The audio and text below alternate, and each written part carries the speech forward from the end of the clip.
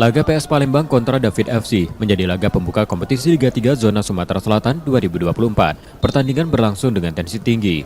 Setelah bermain imbang mendekati pertandingan berakhir, PS Palembang mampu meraih kemenangan atas David FC 4-3. PS Palembang menjadikan kemenangan untuk membuka asa PS Palembang meraih satu tiket ke putaran nasional Liga 3 2024. Sementara David FC masih optimis meraih hasil positif di dua laga sisa.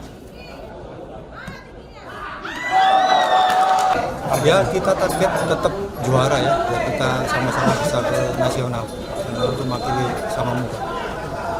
Muga kan otomatis sudah dia kan bisa ke nasional, jadi mau tidak mau kita harus membantu mereka untuk juara.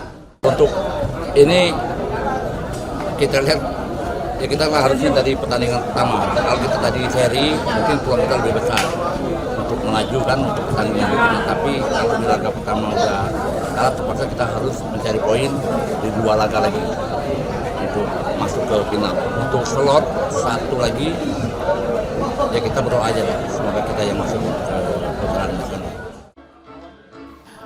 Asosiasi Provinsi PSSI Sumatera Selatan memantau potensi sepak bola pada kompetisi Liga 3 Zona Sumsel.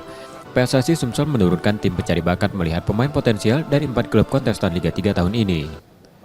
Nantinya salah satu tim asal Sumsel yang lolos ke putaran nasional bisa menggunakan jasa pemain 3 tim kontestan lain.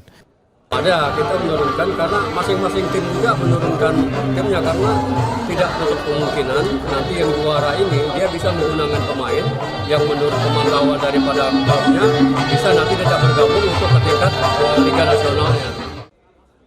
Meski hanya diikuti 4 kontestan, kompetisi Liga 3 Zona Sumsel mampu melahirkan pemain potensial. Nur Muhammad, Kompas TV, Palembang, Sumatera Selatan.